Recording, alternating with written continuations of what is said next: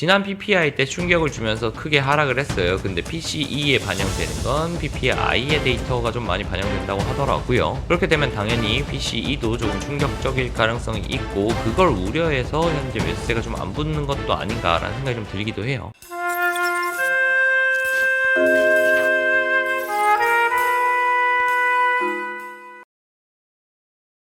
안녕하세요, 각입니다. 자, 오늘 2025년 8월 29일 비트코인 시황에 대해서 말씀드려 보겠습니다. 오늘의 기준은 딱 두 가지로 정할 수 있겠습니다. 심플하고 간결하게 정리 드리도록 하겠습니다.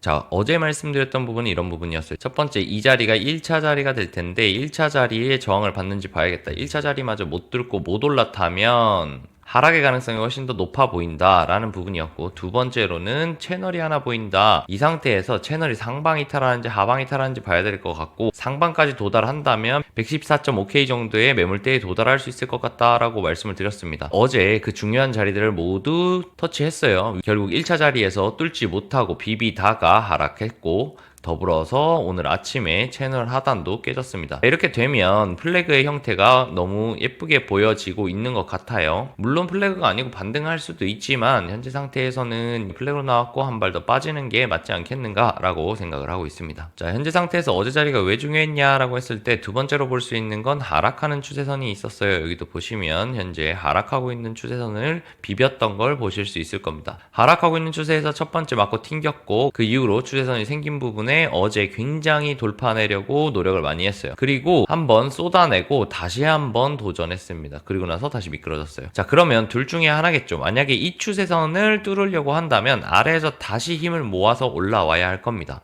이런 식으로 내려왔다가 여기에서 어딘가에서 주말에 바닥을 깔아주고 비벼내면서 이런 식으로 돌파를 해주거나, 혹은 이 상태에서 쭉 옆으로 밀어내면서 한 번 더 리테스트를 밑으로 오더라도 이 저점을 깨지 않고 상승할 수 있는 구조를 만들어주는 것이 중요하겠습니다. 자, 그런데 만약에 밑에서 힘을 모으려고 자리를 깔려 그랬는데 자리를 깔지 못하고 저점이 깨진다면 기존에 말씀드렸던 것처럼 쭉 한 발 더 빠지면서 큰 틀에서 봤을 때는 A파, B파, C파로 빠져서 한파동이 종결되는 그런 그림이 나올 수도 있기 때문에, 그래서 여전히 저는 현재 상태에서는 하방이 유리하다라고 말씀드릴 수 있겠고, 상방으로의 전환을 기대하려면 결국은 이 하락하는 추세선을 뚫어내야 될 것 같다. 이젠 장벽이 너무 많아졌죠. 지금 보시면 하락하는 추세선도 뚫어야 되죠. 1차 자리 다시 도달해야 되죠. 여기에 분명히 오더블럭 깔렸을 겁니다. 이 오더블럭 깔린 것도 돌파를 해내야 되죠. 매물대 소화도 해야 되죠. 할 게 지금 많아졌어요. 더불어서 여기까지만 뚫는다고 해도 끝나는 게 아니라 결국은 114.5K 위로 안착을 해야 된다. 그러면 미션이 벌써 한 4-5개가 되죠. 자, 그렇기 때문에 현재 상태에서는 굉장히 강한 반등을 주지 못한다고 하면 결국 이런 것들에 전부 부딪힐 가능성이 높고, 그렇게 됐을 때 하락의 가능성이 더 높다고 판단을 합니다. 그래서 저는 기존에 말씀드렸던 것처럼 작게는 102K, 깊게는 96K 정도까지 하락하는 추세를 보고 있다. 그렇게 정리 드릴 수 있겠습니다. 자, 오늘은 오랜만에 도미넌스도 체크해 보도록 하겠습니다. 자, 현재 지금 중요해 보이는 것 한 가지만 말씀드리면 테더 도미넌스입니다. 자, 현재 보시면 테더 도미넌스가 하락하는 추세를 만들고 있다가 한번 두 번째 트라이를 했고 상승 추세를 아직 깨지 않았습니다. 그리고 바닥을 다지고 있는 모습으로 봤을 때 한 번 정도는 더 트라이 할 가능성이 높아 보여요. 그런데 이 상태에서 만약에 뚫어낸다면 일정 부분까지의 반등은 줄 거라고 생각을 합니다.